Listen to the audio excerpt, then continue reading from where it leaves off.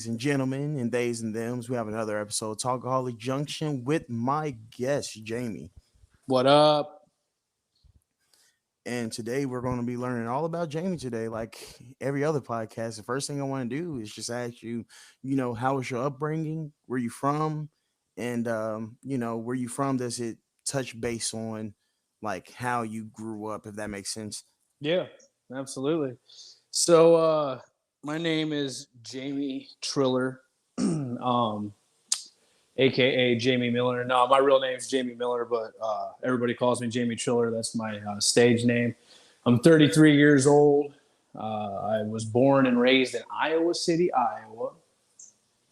And, well, no, I wasn't raised. I was born there. Excuse me, getting a little ahead of myself. I was born in Iowa City, Iowa, but I was raised between Clinton, Iowa, and Lawton, Oklahoma. My parents divorced when I was 2, and so that presented its own set of challenges. Of course, my dad lived in Oklahoma, my mom lived in Iowa, so we did a lot of back and forth growing up. Let's see. I mean, I didn't have like a super traumatic childhood. Um, I would say that my parents, like my mother, like whenever I listen to Tupac's song "Dear Mama," like I just like I don't know, it just hits me. Like she did everything she could, like you know what I mean. She made miracles happen, even when it was just me, my brother, and her. Like she would work 2 jobs, 3 jobs to make Thanksgiving happen, or presents, or clothes, whatever. But I I'm currently on my 3rd stepfather, so having a stable father hasn't really been something that my life has blessed me with. But I do love my biological father very much. He lives in Lawton still. Um, my mom, she lives in Omaha, Nebraska. That's where I currently reside, is Omaha, Nebraska. Um, Back and forth between multiple schools, that kind of presented its own challenges. Um, I don't know. I guess I did kind of get bullied and picked on. I spent a long time, like I'm sure many of us do, Yeah. trying to find our identity and who we are as an individual. Seems like I've spent the majority of my life, which I'm sure most of us do, trying to find who we really are and what our purpose is in this life.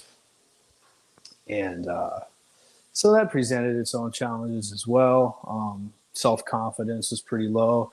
I was diagnosed with ADHD, depression, bipolar, anxiety, rage disorder, all that good stuff as a very young child. And so at the age of 10, I actually found cannabis and Yeah. and I started At smoking. 10? Yeah, I started smoking cannabis at 10. Tried it a few times, and I got really into regular usage around 12 years old. Okay. And if I may ask, what started at 10? Because that's a pretty young age. I'll say I didn't probably get into it like high school. So I will say that I come from you know my parents were both cannabis users and drug users and alcohol users. My father probably more on the addict side than my mother. Um, so I was kind of born into an addiction, into an addictive lifestyle, I guess. But I found some cannabis. Didn't really know exactly what it was, but I knew it was something. you know, smelt Yeah. it, smelt it, knew it was something, and then I seen these guys when I was coming home from school one day under this viaduct by my house, and they're like, "Hey, what's up, little man?" And I was a little shit, dude, getting into trouble, curious, very curious, man. Uh, and they let me hit the cannabis, and they let me hit the 40 ounce, and fuck, dude, I fell in love. You know what I mean? I was like, all this, all these things that I was feeling is like it just disappeared, and I felt like I found my true identity. when I was under the influence of cannabis, and it gave me confidence. It the uh, gave me the will or the power to not really care what others thought so much. And I used cannabis for many, many years of my life. Um, I did find so another part of me finding my identity in like my childhood was I found hip hop music around that same time. I found Dr. Dre and Snoop Dogg's album, the 1992 album, The Chronic. Yep. So those go hand in hand, you know. Hell yeah, they do. And I fell in love with it. I fell in love with the cadence. I fell in love with the delivery, the content, the substance, and I was able to imitate what I was listening to very well. And I also found Insane Clown Posse, the ICP, and so through the marijuana and the whole Juggalo culture, I was kind of able to find my place in this planet as a misfit Juggalo. And anyway, that kind of led me to, I don't know. I guess I had a bunch of issues as I came into teenage years. Still going back and forth between my mom and my dad. I had issues in school, and so mom, you know, she tried to send me out to my dad, and then I was about 16 years old, and I got really heavy into like pills. I tried other pretty heavy drugs. I was kind of living in like the hood in Lawton, Oklahoma, and I was hanging with the gangbangers, and I was really big into that lifestyle, the gangbanging lifestyle. And I got beat up all the time, hanging with the wrong people at the wrong time, walking through the wrong neighborhood. And so, I mean, that's essentially how I learned how to stick up for myself and fight. Yeah. And so 16 years old, dropping out of school. Well, I'm getting kicked out of school because I'm fucking on like 8 lower tabs and hydrocodone, and I'm drinking. I went to this play, and these girls were drinking Everclear out of a Dr. Pepper bottle. So yeah, so I mixed the two, and like I'm crawling back to my classroom after this play is over, and the cops show up, and I get kicked out of school. So as a last resort, um, I got signed up for the Guthrie, Oklahoma Job Corps. So I went out there, went to study culinary arts, get my GED, and do that. And I was having some issues there. Um, there was people that were, you know, still trying to fuck with me and give me a hard time because I don't know, it's kind of like the only white boy that would be standing around the circles, the cipher circles, jumping in, freestyling, and trying to hang out with that crowd and shit. So I went to go talk to one of the counselors, and I told the counselors, I was like, I'm sitting in this class, you know, people are pissing me off, and in the back of my head, I'm like, you just want to like reach over and just hit a motherfucker in the mouth, but I don't, and you know, just trying to just explain how I was feeling, and they took that and they twisted that against me, and they sent me home. They said that I needed a psych evaluation because I was hearing voices that were telling me to kill people. Okay. Yeah. And And did they put you so on any type of medication for that, or did they just kind of like so grow out of it? so what had happened was they sent me home, and this whole Job Corps thing was like my last ditch effort, like my last hoorah at trying to get my shit together as a teenager. And my dad was irate, pissed off that I had gotten sent home. And I put my stuff, you know, the doors were locked at home when I got home. I put my stuff on the porch, and I went, he lived next door to my grandmother and his mom. And I went, talked to her, came back outside, and my stuff's by the road. And me and my dad got into this huge fucking argument. He put his hands on me. We got into a fight. And so I left and ended up going to my great grandmother's house, and my dad showed back up, and we got into another argument, which turned into another physical altercation.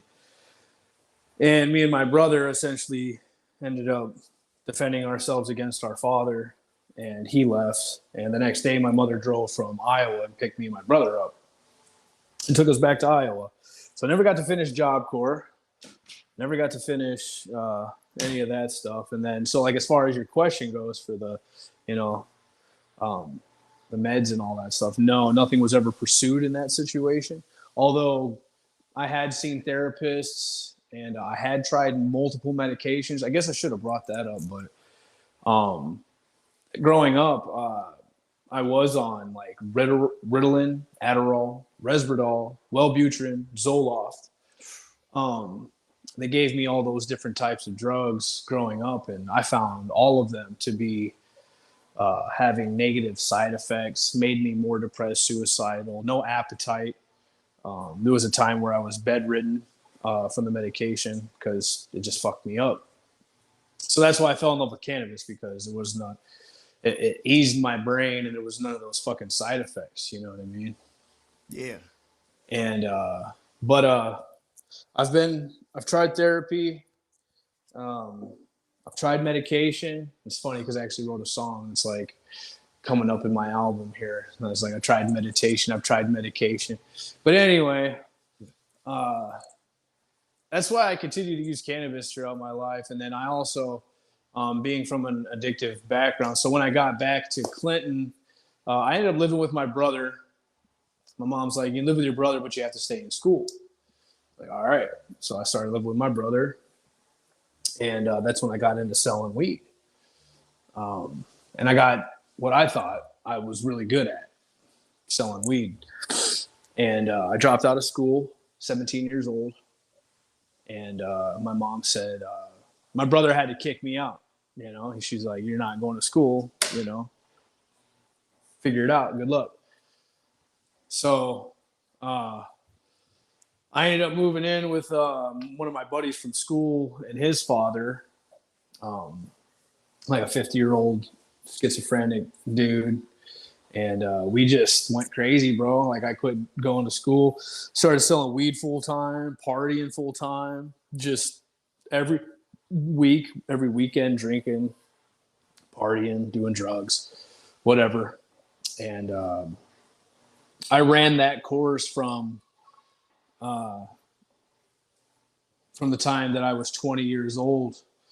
And by the time I was 20 years old, I was federally indicted. I got wrapped up into a federal marijuana conspiracy case. Mm-hmm. And essentially, they had been investigating this group of individuals for about a decade, since I was 10 years old. And so I got wrapped up into this big investigation after only being involved in it for such a short period of time. But that didn't matter. I still got, they gave me a 5-year mandatory minimum and 2 years on top of that for being under the, it's called level 3 aggravated role adjustment. Yeah. So a level 4 aggravated role adjustment is kingpin status. So it's like an upcharge in the sentencing process. And so I was like underneath that. They determined that I had like 3 or more people working for me, I guess, as a fucking 19, 20-year-old, whatever. But anyway, I got caught with 1 pound of weed. They charged me with 450 pounds. And they gave me 7 years in federal prison, in which I sat the 5-year mandatory minimum, 60 months. And I got out in 2015, Cinco de Mayo, 2015. And here we are 9 years later, right? Yeah. So what was the turnaround for you to get you where you are? Because right now, because I had a question about like what did you want to do growing up, but it seems like you've wanted to rap since the get go.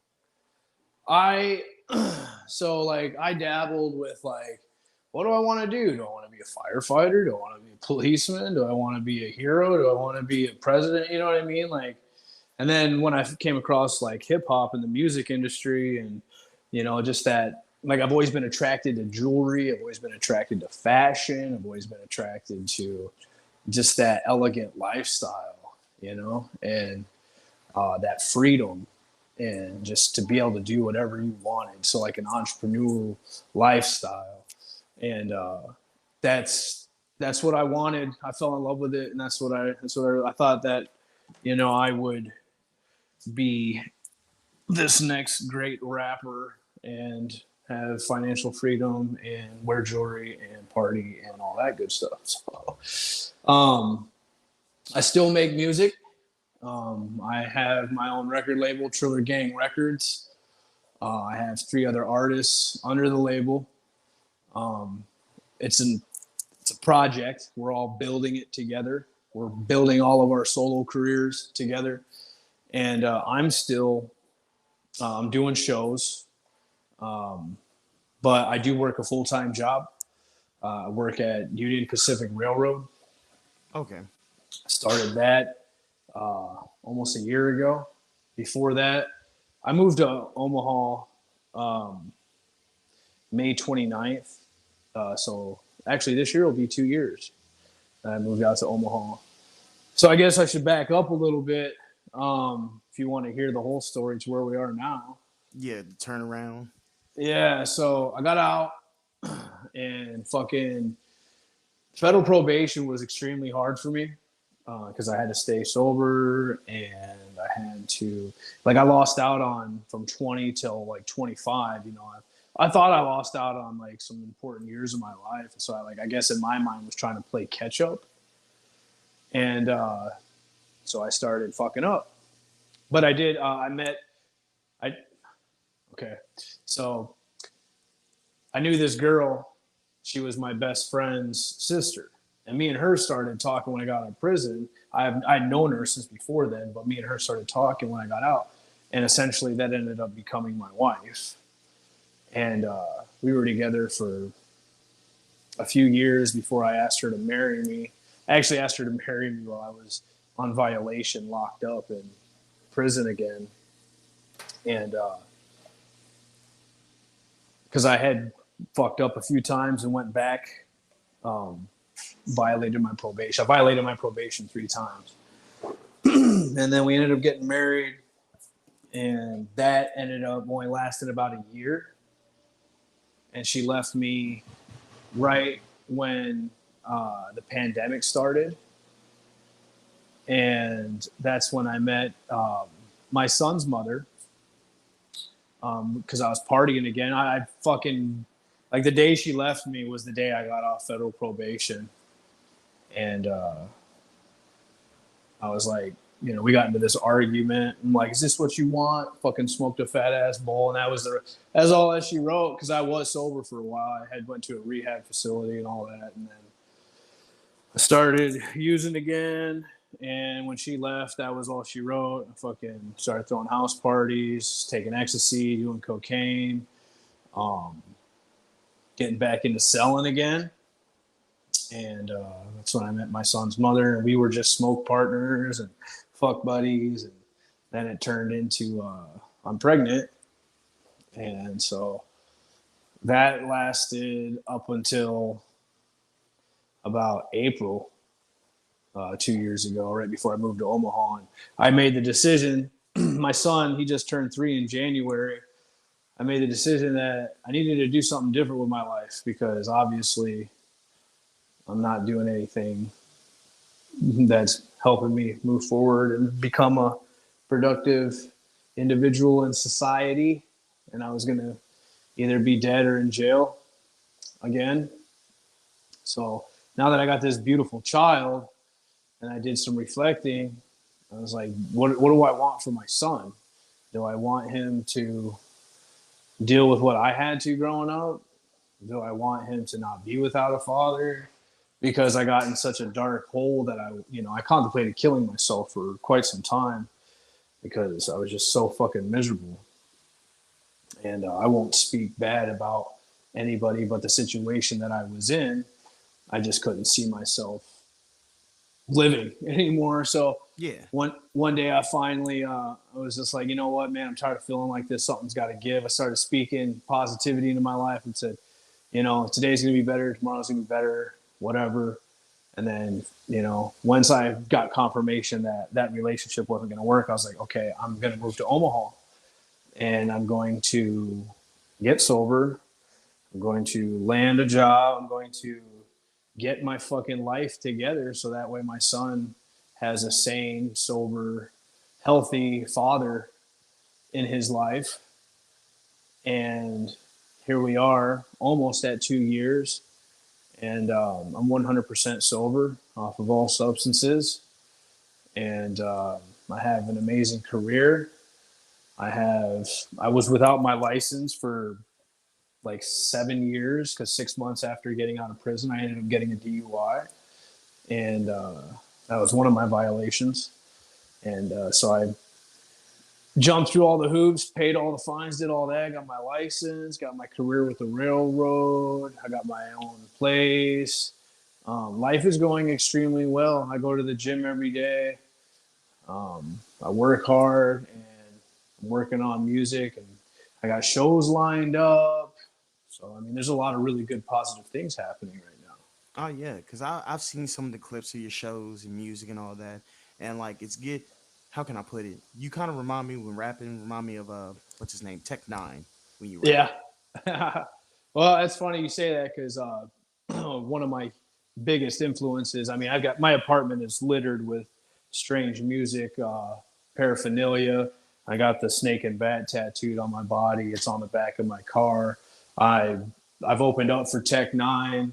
I've opened up for King ISO, um, who is also signed to Strange Music, and he's actually from Omaha, Nebraska. And I've got the pleasure to meet him, and I'm also gotten the pleasure to work with Justin Strawstone of Nice Enough Entertainment, who is actually King ISO's tour manager, and they're going on tour here in I think about a week for the Ildren tour of Okay. King ISO's newest album, Ildren, that he just released. And I think one of the first shows coming up is here in Omaha, 420 at the Waiting Room, and then 5 days later, I have a show opening up for one of my childhood or childhood inspirations, the Insane Clown Posse. I'll be opening up for Shaggy Two Dope of the Insane Clown Posse April 25th at the Waiting Room as well. Okay, that's some good shit. So like everything's come around full circle in my life. Um, I have been blessed. Like music is one thing that I have always been able to fall back on, and not just like in a sense of like financially or anything like that, but like music has kept me alive and kept me sane and kept me going as far as I have.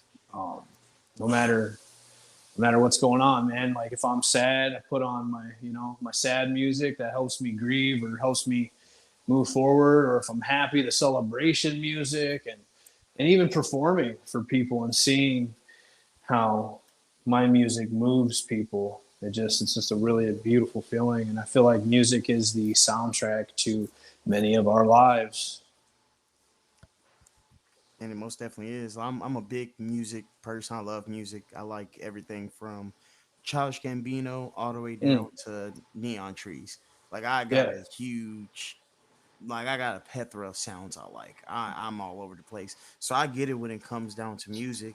And when it comes to music, um, what is one of the songs that you've wrote that like truly mean like you wrote it, whether it went big or not, you just like love the hell out of it. As in like whether it's the message or the vibes, like what's the song? I can tell you that one of my most important pieces that I've wrote and recorded and dropped a music video for is called Mom Song. And that is just a tribute to my mother, who has always been there. She's been my rock. She's my angel. She's an amazing human being.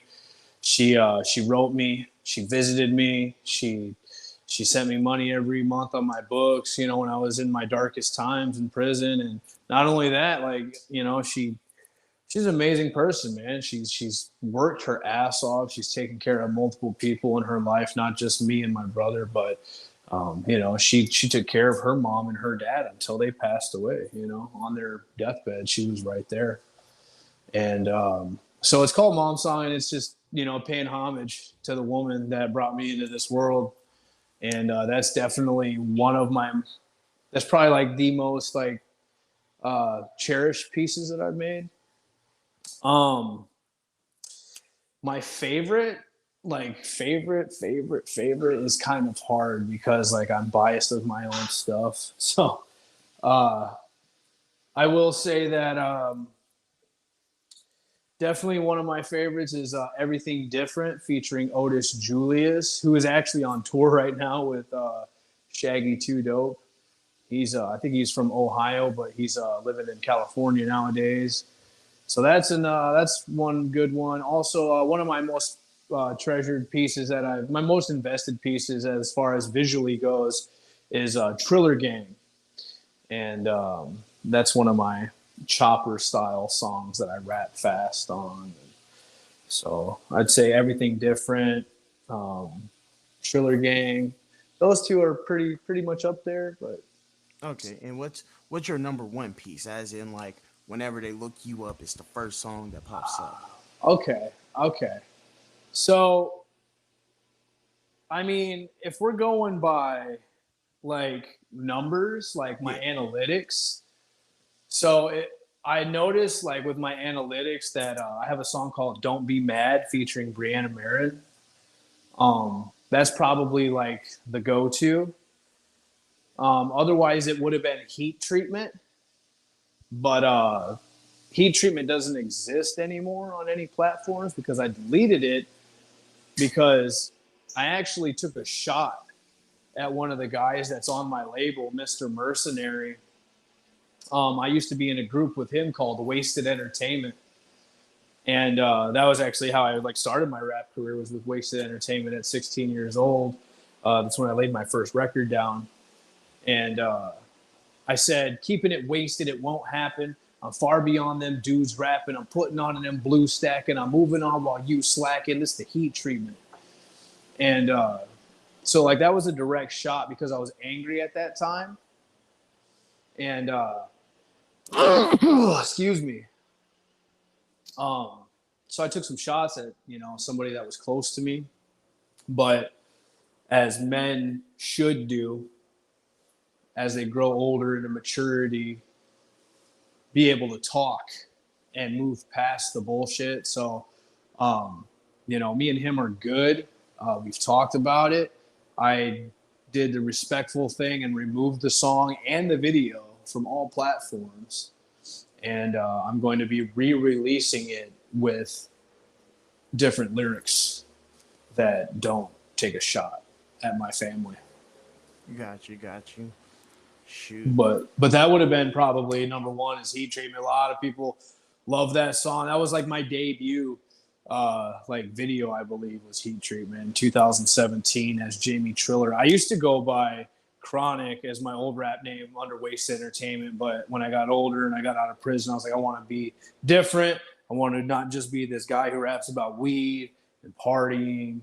I want to have more substance and to my art. So, and Tech Nine is a huge inspiration in that aspect because uh, he's very versatile, very diversified when it comes to this music, and he's helped me realize that music is like a blank canvas when it comes to a painting. You can paint it however you would like. You don't have to paint the same picture over and over again, and you can use many different colors and scenes that you would like. So he's got collaborations with Serge Tankian from System of a Down, Korn's Jonathan Davis, Slipknot's Corey Taylor and the last surviving members of the Doors, and so like he does R&B, he does fast chopper rap, he does rock, and boom bap, and just all these different styles. And that's one huge inspiration for me to not just do the same shit over and over and over again.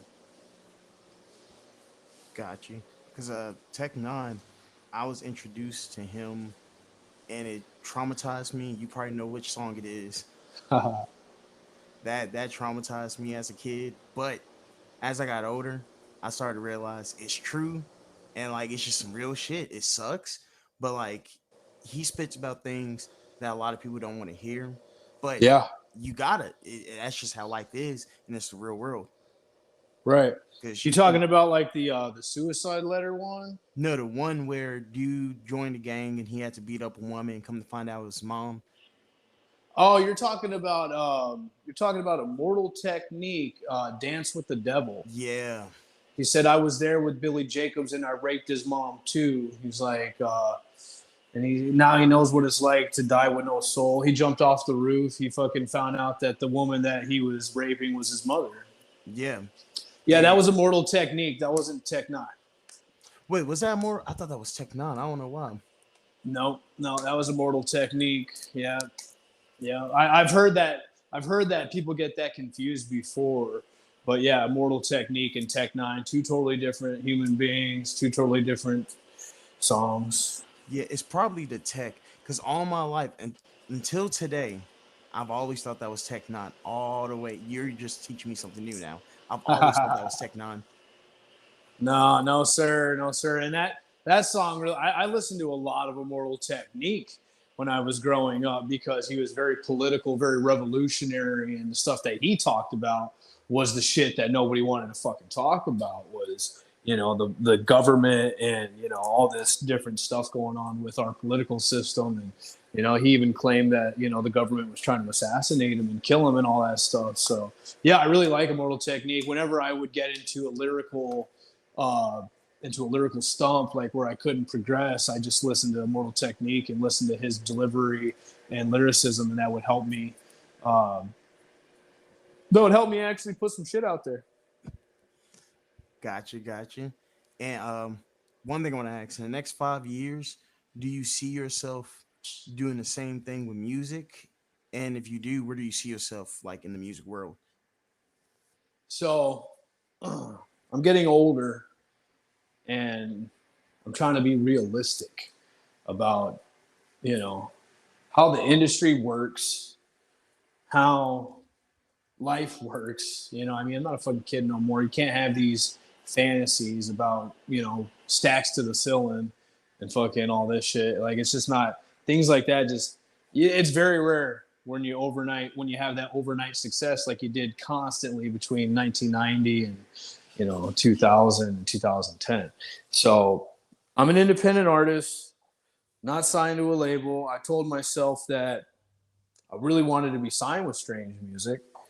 But then I seen like, okay, so I follow Psychopathic Records, I follow Strange Music. These guys built these empires from the ground up and became their own label.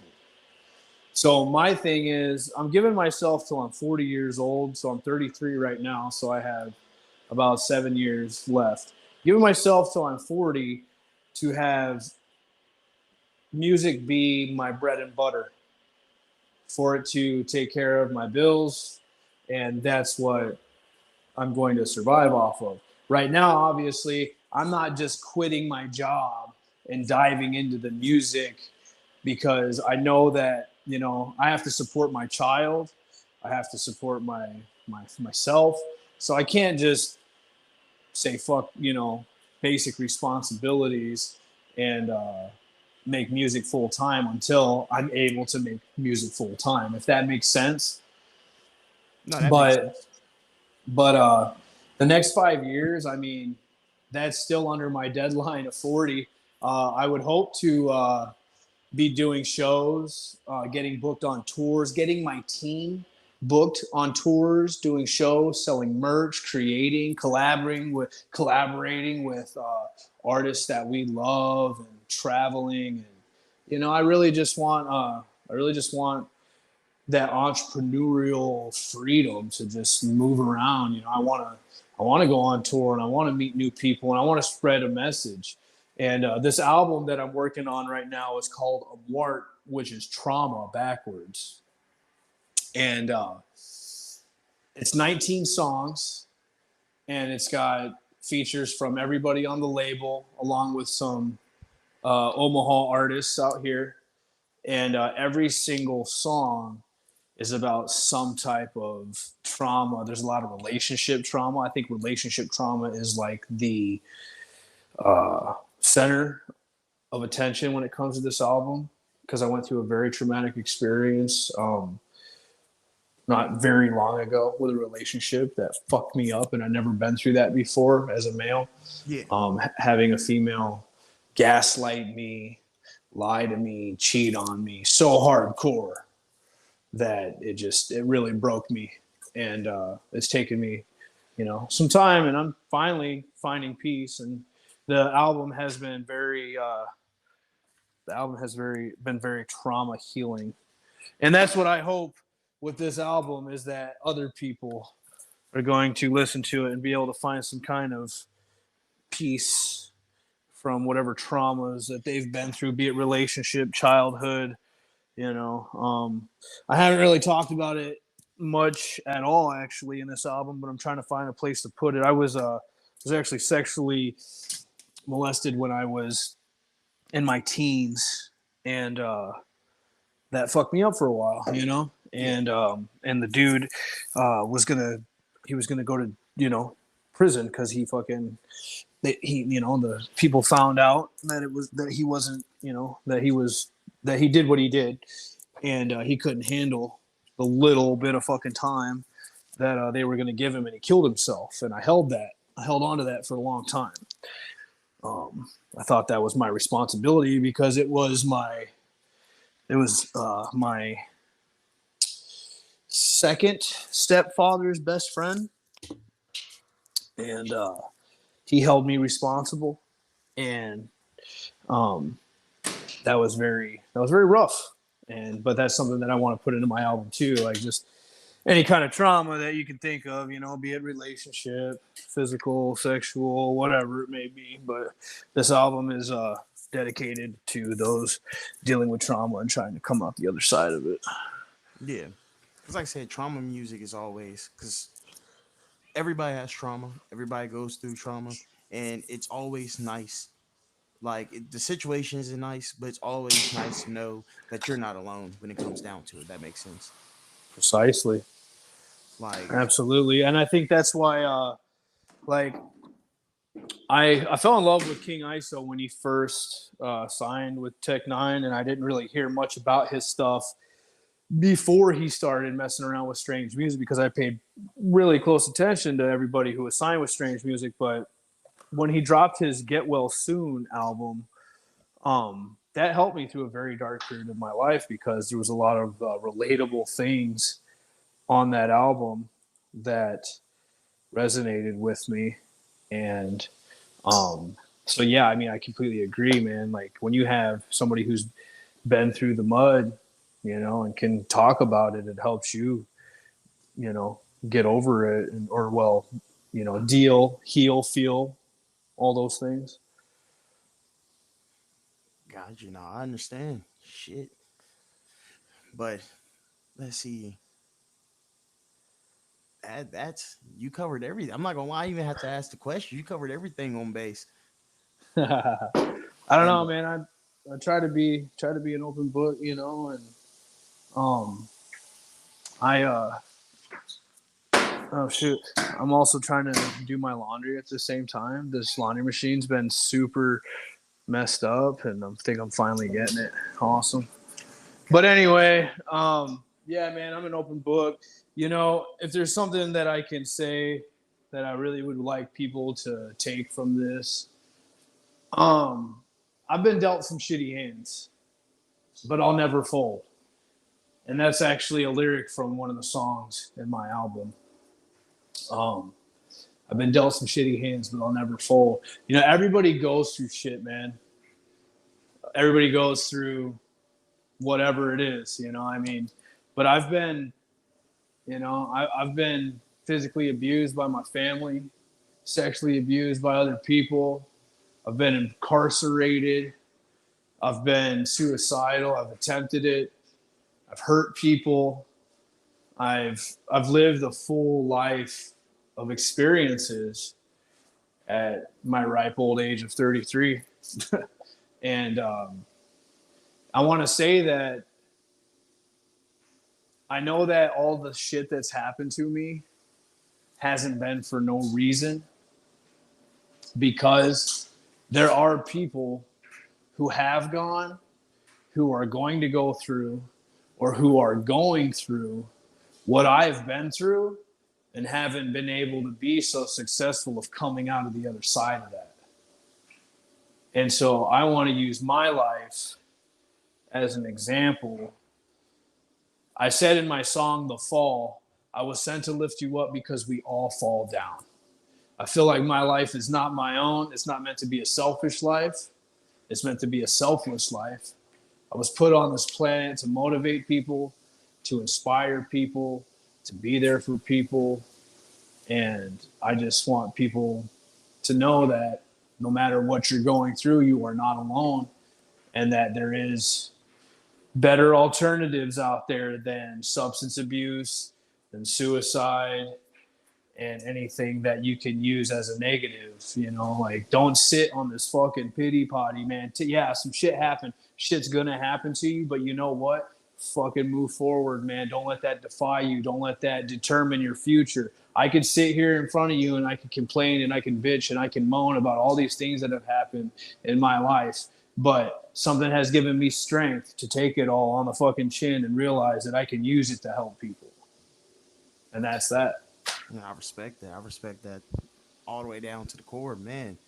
But that's a great message to give the audience, and I love every bit of that. But For sure. let's get to the team. One thing I like to do when in these podcasts is ask you a number between. When it comes down to, it, I like to ask you a number between something and something, and then you pick, and then I got a question for you. Bet. All right. So when it comes down to it, today is going to be 1 through 10. Number 9. Number 9. I like this one. If money It's was my favorite number. not, you know what? That's a good movie. 9, or was it 6? 9 or 6, 1 and 2. Either way, it was. Is it that little puppet figure guy? Yeah. Number 9. Yep. That was a good movie. But question number 9 is, if money wasn't a factor, what would you do with your time right now? If money was not a factor, what would I do with my time? Yeah. I would I would build my empire.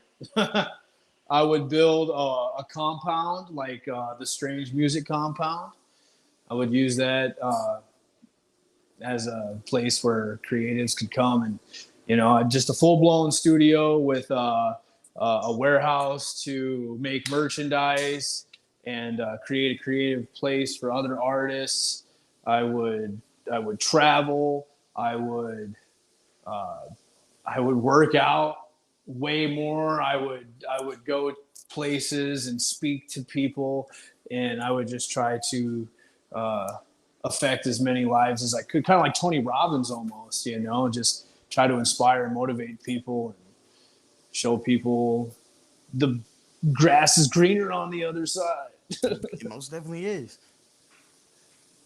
For sure, man. I wouldn't worry about, obviously I wouldn't have to worry about bills and all that shit. I would just travel, man. I would try to spread my music and my positivity across this entire globe if I had the means.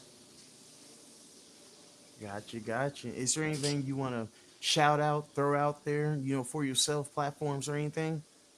Yeah, you guys can follow me. It's super easy. Everything is Jamie Triller. That's Facebook, Jamie Triller. YouTube, Jamie Triller. I would love it if you guys help me get to 1,000 subscribers. We're at like 956 right now. TikTok is Jamie Triller. Instagram is the real Jamie Triller. Snapchat, JAMIE 56390, Jamie 56390. And I believe, oh yeah, Spotify, Apple Music, Pandora, iHeartRadio, Jamie Triller, whatever you listen to music on. If you guys could follow, subscribe, purchase the songs. Um, every little bit helps. Every subscribe helps. Every share helps. So I greatly appreciate it. I'm very reactive or very responsive to my audience and the people that comment and talk. So I do like to have that relationship with my audience and stay connected with people. Man, I won't ignore you if you're not a weirdo. I mean, I like weirdos, but I mean, like if you're just like blatantly disrespectful and stuff, I'm not gonna pay attention to you. Oh But yeah, I, definitely I, not.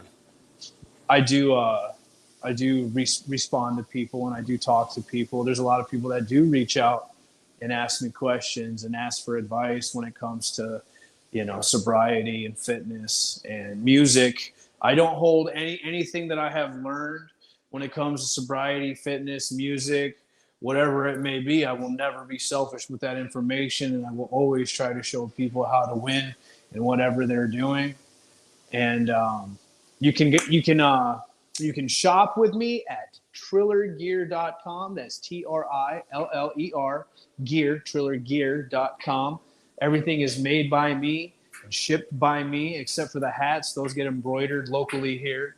But yeah, I will send you free promo flyers with hand autographed signatures and all that stuff with every package sold. So everything's made with love, man. Hey, we love a handmade stuff. That's always love. Absolutely. But hey, y'all, that was another episode of Talkaholic Junction. You already know it. Good morning, good afternoon, and good night, wherever you are. Peace.